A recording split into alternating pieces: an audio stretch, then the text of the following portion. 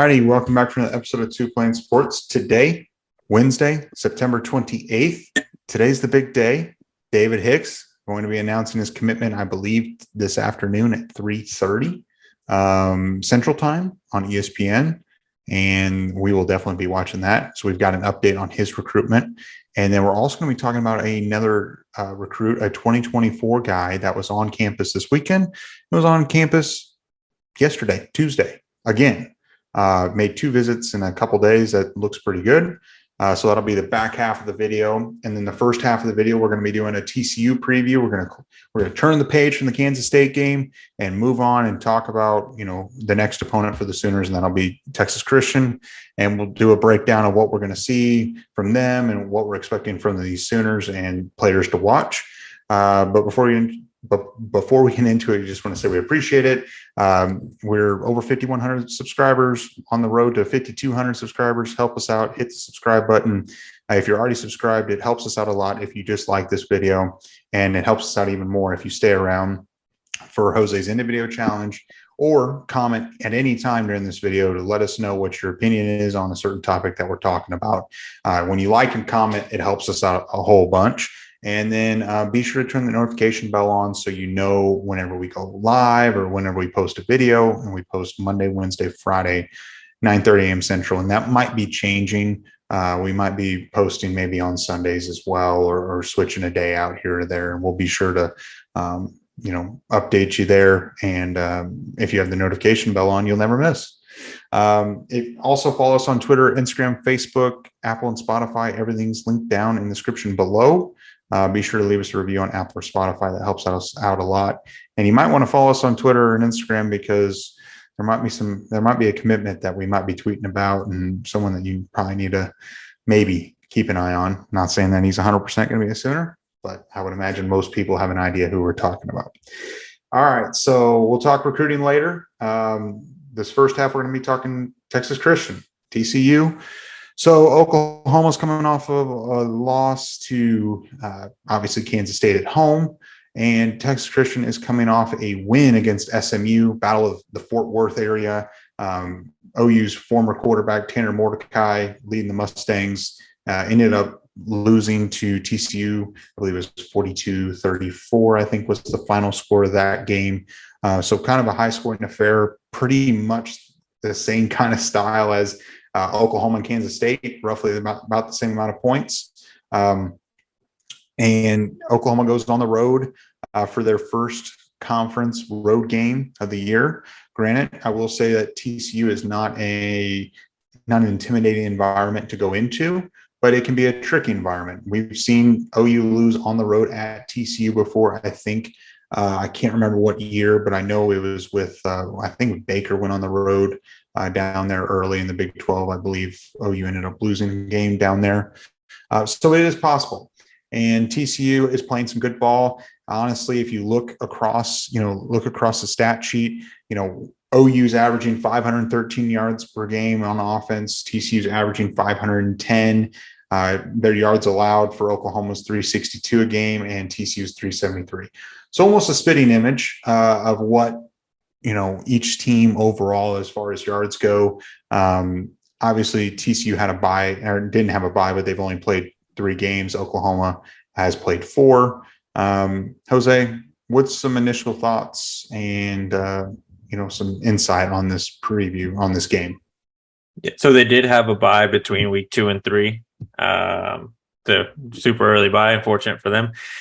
Definitely gonna be tough. I think the road environment is going to play a factor, and something that I've seen a lot. I heard it on the Oklahoma Breakdown when Gabe Eichert was talking about how frustrating it was to watch the linemen have so many mental errors and jump, false starts, holding, all that stuff.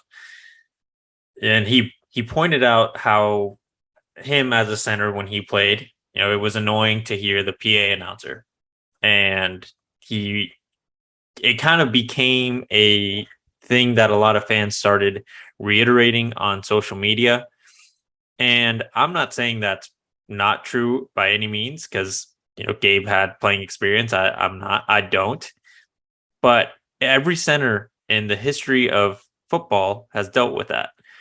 So I'm not saying it's not a distraction, but I can't imagine it's such a big distraction that it causes that many mistakes in a single game.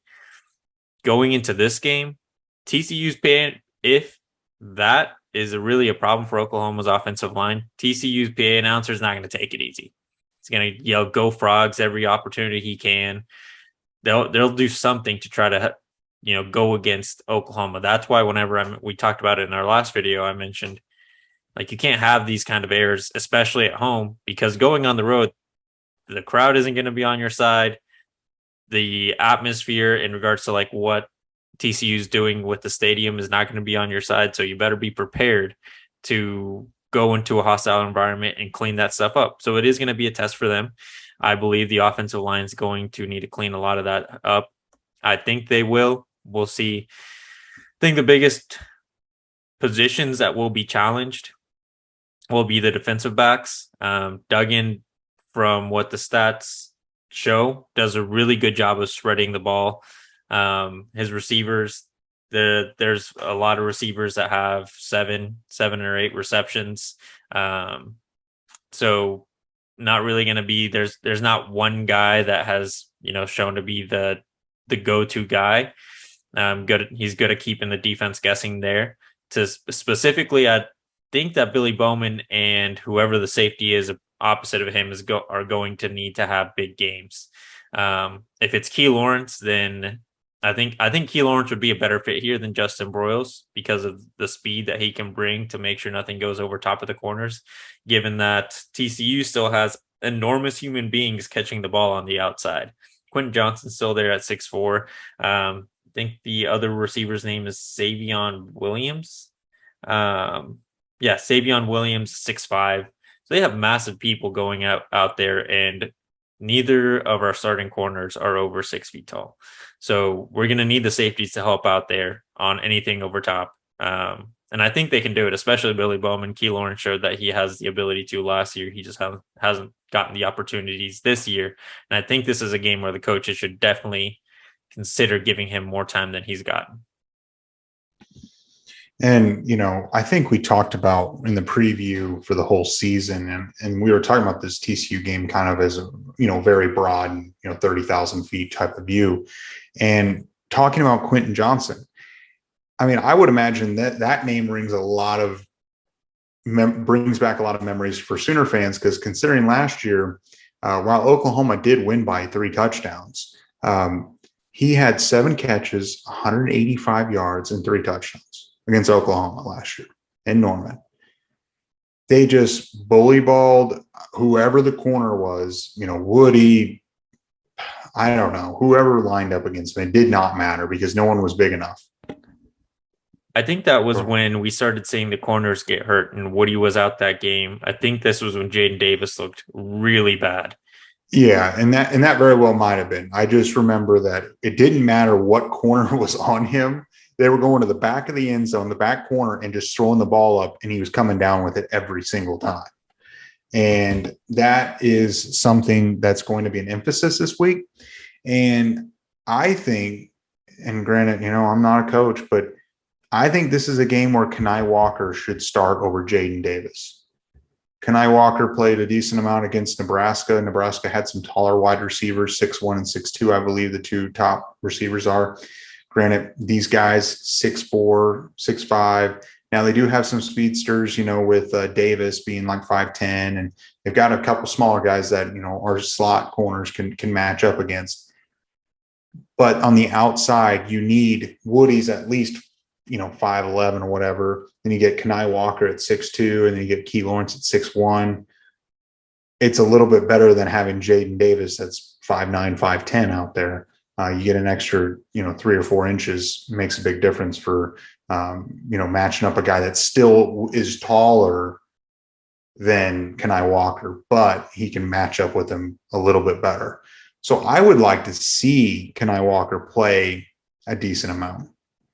I obviously don't know if that'll happen or not, but I feel like he's got the body type to play. Yeah, and I think similar, that's why I mentioned Key. And I think the going back to the offensive side of the ball, the line, I think, as long as they don't have the mental errors with the noise happening again, then they should be fine. Looking at TCU, they don't have any super talented pass rushers. It doesn't look like they put too much pressure on the quarterback. They can, but they haven't as of this point. So Dylan should stay upright pretty often. I really don't see any individual player challenging the the offensive line. Any QB pressures will probably just come on, play calling. They just guessed correctly and got through or miss assignment. But I really don't think that should be a big issue on that part. Their linebackers are pretty good. The running backs are going to have a tough time this week. I think Eric Gray can still go off, but it might be more so in the passing game. Letting him go one-on-one against the linebacker, I like that matchup, but having him try to run through the interior of the line, with a linebacker trying to close up that hole, might not be the same situation. We'll see on that. And then the wide receivers. I think, looking at the last game that TCU had against SMU was able to put points up on him. And Tanner Mordecai got 372, 2 touchdowns, and he did throw 2 picks. I think that's something that when you're comparing Mordecai to Dylan Gabriel will be able to keep the ball a little bit more safe. But I really would expect another big game from Dylan, putting Oklahoma in the position to win. Hopefully he cleans up those missed throws, because I could see a team like TCU starting to take advantage of those if they start recognizing a pattern after 3 games. If it's consistently, when he's getting a little bit of pressure in his face, does he throw a little bit to the outside? That's what it seems like, especially on inside routes. He does lead them a bit too much. That's been like his biggest misses that I remember. So I think TCU could capitalize on that, but hopefully he cleans it up to, not keep the ball out of danger, get Marvin Mims the ball, get Jalil Farouk the ball. I think Jalil's starting to come on. He's got a decent last 2 games, and he's starting to show that he is wide receiver 2 to Marvin's, go-to guy. And I definitely agree. I would love to see Jalil Farouk continue to build on what he's got, his momentum going, and I think he will. Marvin Mims, I agree, shouldn't have any issues. He's almost at 400 yards already on the season. TCU is susceptible to give up, points and give up the deep ball. Mims is an obvious threat. I think Gabriel is going to have a big game. I could see him coming out with a chip on his shoulder, putting up 400 yards, 4 touchdowns on the day. And, looking at this offensive line for Oklahoma, you would love to see them clean up the mental mistakes and things like that. But through 4 games, we've seen the same thing. Nothing has changed. As far as, I remember week 1, there were some false starts and there was some things, and I understood, we talked about that, and we're just like, well, it's really early in the season, it's working out the kinks. Well, now we're going into week 5. It's time to really start hitting your stride. Your Saturday's October 1st. We're out of September as far as games now.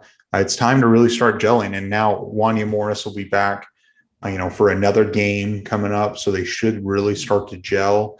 I'd like to see them really gel together, and TCU doesn't necessarily rush the passer overly well. They can get after the passer, obviously, but it's not like intimidating by any means.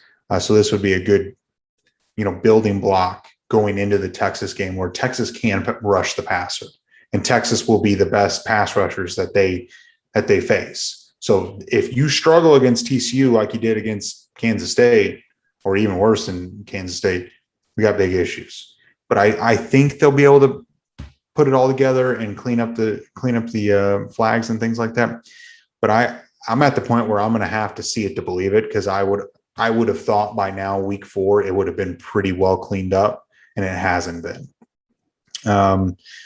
Looking at the running backs, I don't think there's really a whole lot to add there. I mean, Eric Gray clearly running back one by a wide margin, and the best running back that OU has on the roster as of right now. You'll see Marcus Major in there as well. Now, looking at TCU's offensive line going against Oklahoma's defensive line, last week, Nelson Paul for SMU had 3 sacks against this TCU offensive line alone. So as a defensive end, Nelson Paul had 3 sacks. So that tells me that Reggie Grimes and Ethan Downs and Stripling and Jonah Loalu should have no problem getting after the quarterback. They should be able to actually pressure Duggan and make him feel uncomfortable. What do you think? I agree. Yeah, and that's something that we missed a lot against Kansas State. We weren't able to put any pressure on Martinez, and partially it was due to the offensive line. They did a really good job at stopping both Reggie and Ethan. But then Adrian Martinez was running wild, so kind of tough to get after a quarterback that's out of the pocket so quickly, making plays downfield. And Reggie Grimes mentioned it in a post-practice interview this week. Teams are going to start game planning for him. He showed that he can make plays. First 3 weeks, he proved it. Now people are going to know he can and will try to stop him as an individual. This week, he should have. He has the matchup to be able to make that impact again, along with Ethan Downs. Redmond could have another big game. Pass rushing. The interior, I don't think has as much on their hands as they have through the first for the last couple of games. Even really the last 3 games, even against Kent State, their running back was good too. The TCU's running game is good. They do have a good running back in Kendre Miller. This year he's averaging 6.6 yards per carry or yards per attempt, 3 touchdowns on 38 attempts. So by no means is he bad. But I think that was again, he had a very good game against SMU and against Colorado. Let me double check. Yeah, not as great against Colorado. It was their opening game. He didn't get as many carries, but definitely a guy that they can contain a bit more.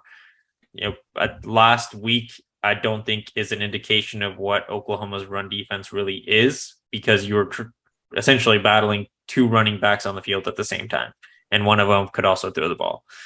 It's not the same case this week. I don't expect Duggan to have a monster running game. I think Venables, that's probably something he's going to be hammering. He has been hammering at this week, is containing a quarterback that can, make plays outside of the pocket. I expect Reggie to have a big game, 1.5 sacks, maybe 2, if he can, if he doesn't, get an assisted sack, but we'll see. Yeah. And I will say that Max Duggan, so far this year, he's got 695 passing yards and 8 touchdowns and no picks. So he's similar to Dylan Gabriel in the fact that he's not turning the ball over, which has been, something that he's never really been horrible about turning over the ball in his career at TCU. But something that he hasn't done quite as much this year is run the ball. And I don't necessarily think that he's had to. But in his career, he's rushed for 369 attempts for 1,466 yards and 19 touchdowns. And his longest run for a touchdown his longest run is 81 yards. And last year, he had 350, and, it's only 3 or 4 yards a carry, but he is mobile. And I really think that TCU is going to take this game plan of what they saw, the blueprint of Adrian Martinez. I'm not saying he's as fast as Adrian Martinez, but he can move. And I would not be surprised if you saw some of the power formations, the pistol formations, and things like that with the quarterback, Duggan, running the ball and running the RPOs and having Duggan being more mobile, because that has been a weak spot for Oklahoma, not only this year, but, the year before. Gary Bohannon, Spencer Sanders, and honestly, more than just last year, years. The mobile quarterback kills Oklahoma. And I would think that Brent Venables is going to hammer that home to him, that while this guy's only ran for 33 yards, he can move. And they probably will. If TCU is smart, they're going to test Oklahoma with the RPO. So if Duggan comes out on that first drive or two and he's able to run wild, it's going to be a long day. It's going to be a long day because it's going to be the same thing again. So I expect Oklahoma to be able to contain him. But the problem is they're also going to have to be disciplined whenever they're breaking, moving that pocket and pressuring him. You got to contain him and not let him get flushed out one side or the other. And because once he does that, he's in trouble, or he's trouble for Oklahoma. And can Jaron Kanak see the field? Can Jaron Kanak be a potential QB spy? I know Danny Stutzman, might run that sometimes, but Kanak is fast. And I would like to see that Kanak could get on the field for this game if Duggan becomes a problem running the football. I agree 100% on that last part with Kanak. I don't know how much Sonny Dykes would want to put Duggan in a situation where he could get hurt running the ball, since he did start off the year as their backup with Chandler Morris getting knocked out in game one. Not sure if he trusts in his depth at the quarterback position. So could be a reason why he hasn't rushed as much, but definitely could be holding back for this week to not put any sort of tape on the legs he still has in his fourth year in college. I think something that's been a theme with Oklahoma this year is slow starts. And Lebby addressed them in his press conference on Monday. Venables addressed them in his press conference yesterday. That has been a point of emphasis this week. We cannot start slow on either side of the ball. And Venables, when he was asked, said that, ideally it's the team starts, has a good start. If the offense has, a bad first drive, the defense can come in and kind of assist them, get a 3 and out, force the opposing offense off the field to get the offense back on to start getting their rhythm. Last week, we saw that both sides of the ball started off very slow, with K-State getting a 14-point lead pretty quickly. Don't expect that to happen again. I would really like to see the start of a game like we had in game one, where Dylan Gabriel was given the opportunity to, get that long bomb to Marvin Mims. He missed them, but we've talked about it multiple times. He got a little pressure in his face, so he missed. Hopefully that's how we start again this week on the offensive side of the ball. And the defense has to come out and don't play scared. Venables mentioned in his press conference again, he said that he noticed a lot of players were just not wanting to make mistakes and were on their heels about everything. They've got to kind of come in, be confident in their abilities to play against this team and just go out and make plays, right? I wouldn't be surprised if we don't see too much pressure or too much blitzing this game, with the wide receivers being so enormous. Probably going to need some help with coverage, more so than we did last game. I think that's my expectations for this week. Not too much blitzing. Definitely mix in some just to keep the offense guessing and that offensive line on their toes, but not too much pressure like we saw last week. I think one of the big things last week was there was definitely a good mix, a lot of blitzing, but this week I don't expect it too much, especially with Duggan being so good this year so far at keeping the ball safe. They're going to want to make him second guess his throws like they were against Casey Thompson. And also, I will add that Duggan is completing 77% of his passes. Extremely efficient. And Sonny Dykes has made him way more efficient than he ever has been in his TCU career. So he's accurate, he's mobile, and he's making good decisions. His QBR rating is higher than Dylan Gabriel's. Stats aren't quite as high, but his QBR is a little bit higher. But I do agree, the fast starts are crucial. I would love if Oklahoma won the coin toss to elect to receive. You're on the road, try to get your offense immediately rolling and get a score and make your defense feel like, okay, this is the way it should be. We're already up 7-0. We haven't even been on the field. I'd like to see that almost, take that aggressive approach. I understand. I always like doubling up at half, before half and after half. But I feel like in this case, just get you guys comfortable, try to get out there and get a score before TCU even touch the ball and get that rolling. I do expect things to be cleaned up. At the end of the day, you might as well take some risk and try to make some plays. If you're going to get burned, you're going to get burned. I mean, you saw it last week. You try to not make mistakes and you still got toasted. So you might as well make some attempts and try. I think you'll see a better defense. I don't think it's going to be, like what Alabama was, Alabama and LSU, whenever they would play those games where it was just field goals and things like that. I mean, OU's not going to be able to stop TCU from scoring, keep them under 14. I don't believe so. I think that OU's going to give up probably 27 points to TCU, and that's not too bad. And I just want to reiterate to everyone that this will take time, this defense. And I know Venables doesn't want it to take time, but you need difference makers on defense. And OU is going to be getting some in the 23, 24, and 25 classes. And I think you're going to really start to see it roll as OU gets ready to go in the SEC. But I think it's going to be better. It can't get much worse, honestly, after the Kansas State game. And I expect OU to come out and play strong. And I am expecting a game probably 42-27 Oklahoma.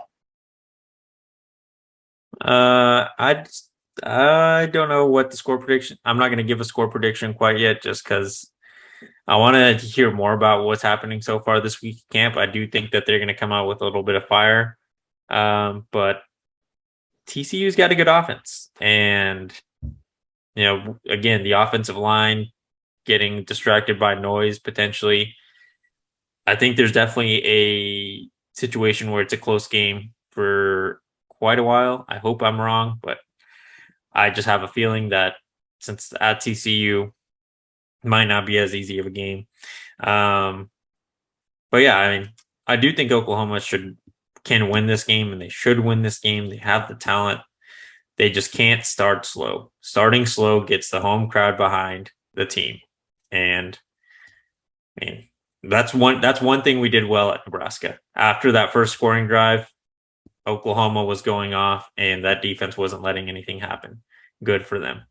Last week, that's the worst thing we did, letting them get up 14-0. Defense couldn't stop them. When the momentum started to shift, offensive line made a mistake where it just squandered it immediately. That's really the big thing. Just don't beat yourself. I don't want to disrespect K-State because they did put a good game, but I think Oklahoma had a chance to win that if they would have not beaten themselves on the offensive side of the ball. Oh, for sure. I 100% agree. I mean, at the end of the day, Oklahoma is leaps and bounds better as far as talent goes. But if talent doesn't produce, the better coached team and, the team that executes is going to win at the end of the day. That's why you play the games, right?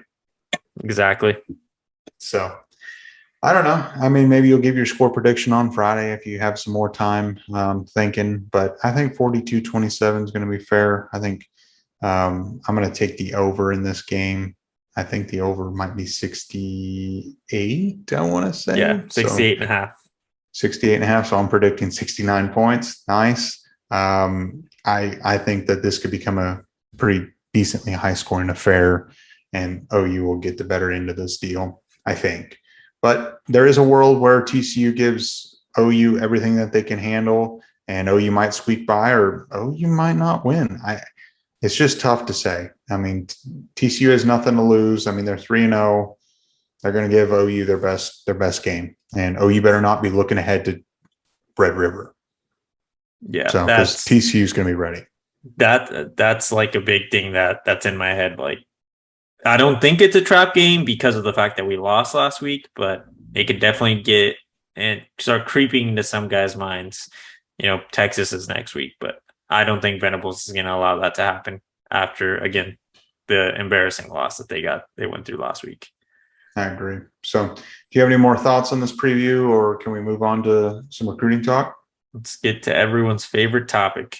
I was gonna say someone might have just skipped all of that first talk and finally like, yes, I found the recruiting segment. So we're gonna talk about two guys today. The first guy is David Hicks. Have you ever heard of David Hicks before, Jose? It's the first time I've ever heard of him. First time, Can you tell me a little bit about him? Yeah, I'll tell you. So he is a 2023 five-star defensive lineman, the number one defensive lineman in the country, and the number 9 overall player in the class, according to 247, from Katy, Texas, which is just outside of Houston. He's visited Oklahoma a handful of times. The longest standing relationship is with Todd Bates. He was originally scheduled to announce his commitment in January, but that has since changed. It is supposed to be for this afternoon at 3:30, I believe it is, on ESPN. He's going to be basically announcing between Oklahoma and Texas A&M. And I just want to hear what you think the decision will be, because obviously by the time, people are watching this in the morning, we still don't know. Wednesday afternoon, we'll know. Yeah, it seems like Oklahoma has locked it up.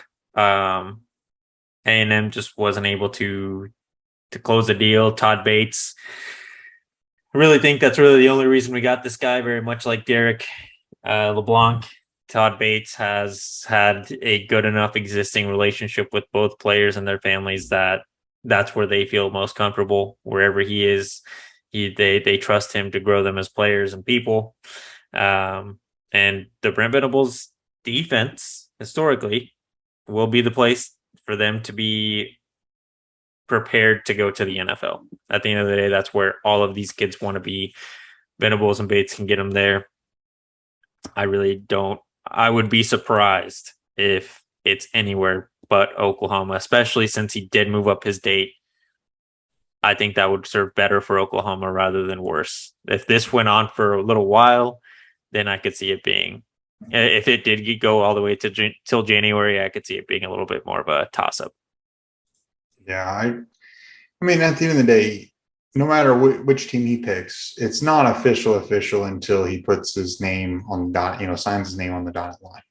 I think the big sign is outside of, outside of what we think, it's the fact that he's got an official visit officially scheduled for Bethlehem. Granted, there's been talks of him potentially moving it up for the Kansas game, and moving this around or whatever. He doesn't have an official setup with Texas A&M. And I think that is interesting. And this is according to 247's, player profile. He doesn't have a Texas A&M official visit scheduled. I know that Texas A&M is still talking to him. And I think, you look at the crystal balls, and generally they're pretty darn right. And you got Steve Wiltfong. I mean, everyone's on Oklahoma to be the place. And Steve Wiltfong, Brandon Drum, Park Bethune, and I don't know who else predicted him. All predicted him to Oklahoma. Longest standing relationship. And I know people are like, but Oklahoma lost Kansas State. That defense looked horrible. Well, you know that the kids realize that it's extremely hard, one, to go undefeated. Two, these kids know that Oklahoma hasn't been known for defense in forever, and that the talent, what Oklahoma has right now, isn't where Clemson was. Along the defensive line, linebackers, corners. OU's got good players, but they need difference makers. You need a Brian Barisi on the defensive line, the number 1 overall player whenever he came out of high school. You need guys like this to make the difference makers, so that you only have to rush 4 and you're getting pressure. Once you get to that point where you can rush 4 only, like Clemson does a lot and occasionally blitz, it's hard. It is hard to deal with only 4 guys putting pressure on you. You got 8 falling back. It's hard. And I think these kids know, and you got to take a bigger picture look at, just because a team lost 1 game against a Big 12 conference team, you got to realize that it's going to take time. And I think these kids know it. And I expect David Hicks to be a Sooner. And not that his recruitment will be over, even if he picks Oklahoma today. I just think that, Oklahoma's going to continue to press. I think they're going to look better as the season goes. And I think they're going to lock him down. And that's going to be the biggest haul along the defensive line since Gerald McCoy for Oklahoma. And that's big. This 23 class is exciting to think about on the field altogether. DJ, Derek in the interior, and then you got Bassick and PJ on the outside getting after the quarterback. Looking at how they're projected to be at the college level, I don't see why we would need to blitz once we get to all four of them being pretty well developed. Sophomores and juniors. You just let those four of them do their thing, pin their ears back and go. Maybe bring in a linebacker again just to keep the offensive line on their toes. You really don't have any issues with getting to the passer. And don't forget that potentially Oklahoma still could get Decelia Kana, and they could also get Johnny Bowens. He's a 4-star defensive lineman. I mean, the talent in this 23 class is leaps and bounds better than what Oklahoma's ever had on the defensive side. And it's one class. One. And it's a common thing that you're starting to hear amongst recruiting analysts is this is the best recruiting class up and down. Clearly not in ranking because Alabama's got that. But if you're looking at the balance in recruiting classes and comparing them, a lot of recruiting analysts are saying Oklahoma's got that number one spot. You got a lot of you got 3 really good corners. Eric McCarty right now, is he the only safety? Oh, I guess. And Makari Vickers is technically a safety according to the rankings. Mm-hmm. Solid defensive line, solid offensive line recruitment, 5-star quarterback, really talented wide receivers. Like it's not heavy on one side or the other. No, and you could also see a potential, as much as we are just ready for his decision. Could Peyton Bowen, jump on board? Could Orion Yates jump on board? Could Marvin Burks Jr. jump on board in the safety position? They all very well could, or 1 or 2 or whatever could join this. I mean, this class, if David Hicks does commit later today, Oklahoma will have the number 2 recruiting class in the country. You're not going to catch Alabama, but number 2, I'm not going to complain about. Not bad for your first full cycle with Brent Venables. And I would argue that is still behind the 8 ball because recruiting is a 2 to 3 year process. And so he hopped in the middle of this. So I don't know. Maybe we'll look like idiots and he'll pick Texas A&M, but I just don't see it happening. And he should be a Sooner, and it'll be something to watch and something to be following our Twitter and Instagram for because we'll be posting about it. So definitely. So we'll now shift gears and talk about a 2024 kid, the 24K class that is still looking for their first commitment is Peyton Pierce, 6'1", 225-pound linebacker from Lucas, Texas, 2024 4-star and the number 10 linebacker in the class. He visited unofficially to Oklahoma this past weekend. He actually made the trip up on Tuesday back to Oklahoma to watch Oklahoma practice and check out more facilities and things like that. He's got some family in the OKC area. He's got connections to Oklahoma pretty much everywhere throughout his family. It seems like he's a heavy Oklahoma lean. Brandon Drum entered in a crystal ball in favor of the Sooners today, and he joins Parker Thune on his crystal ball. Parker entered a crystal ball back in May. But making 2 back-to-back trips. Also, J.R. Sandlin posted the hashtag 24K talking about a good week for the chosen class and the 24K class. Not saying that really means a whole lot, but maybe it does. That maybe the hashtag for the chosen class is for David Hicks, and maybe the 24K class is for Peyton Pierce. Could Peyton Pierce be the first commit? What do you think? I think so. J.R. Sandlin is pretty good at giving some clues without giving it away. I think that the recruiting platforms give it away to all the fans, but J.R. Sandlin's good at hyping it up starting the week. Peyton Pierce would be a great person to start this 2024 class. Number 10 linebacker in his class, top 200 player. We've seen it in these rankings. They shift all the time. He could still climb. I mean, Omasigo went from bottom, somewhere in the 300s, maybe even further down. I think 400 something. Yeah, now he's almost a top 100 player. And PJ climbed up now a 5-star on a lot of platforms. Like Peyton Pierce starting at a 4-star, pretty good starting spot, and can keep climbing. It's also the Brent Venables position that he loves to coach. I would assume he's very much like a Jaron Kanik, who is a linebacker that wants to play in a Brent Venables defense. That's what we're going to start seeing with a lot of defensive players, and we're seeing it already, and we're going to continue to see it. I think a lot of people expect this 2024 class to be much, much better than the 23 class, and that's crazy to think, given that this 23 class is going to be, at least with their projections, the best recruiting class Oklahoma has had in a very, very long time, even potentially in the history of Oklahoma football. I agree in that defensive line the whole defense could be ridiculous in the 24 class. A guy that Peyton Pierce reminds me of, that's a current committed member, is Phil Picciotti. Phil Picciotti in his last season had 144 tackles, 19 tackles for loss, 1 sack, and 2 forced fumbles. Peyton Pierce last year had 131 tackles, 21 tackles for loss, 6 sacks, 5 forced fumbles. So very similar as far as the stats go. They kind of play the similar role.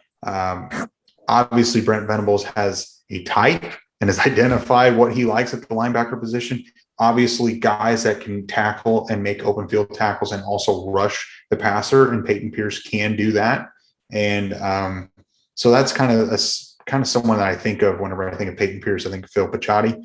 But yeah, I think he has Oklahoma ties, and I think I remember reading forever ago that playing for Brent Venables' defense is one of his dreams, and he was torn between Oklahoma and Clemson. Then all of a sudden, they came together, and it's just right up the road from him. So I wouldn't be necessarily surprised if he's the first one. Whether he pulls the trigger like this week, like maybe J.R. Sandlin's kind of teasing it to be, I really don't know. My hopes are not that high, but the crystal ball coming in from Brandon Drum, who's a little historically more conservative with the crystal balls than some of the other analysts, makes me feel pretty good about where they're at. And maybe we can get Brandon Drum on for a video where we can actually ask him personally what he thinks.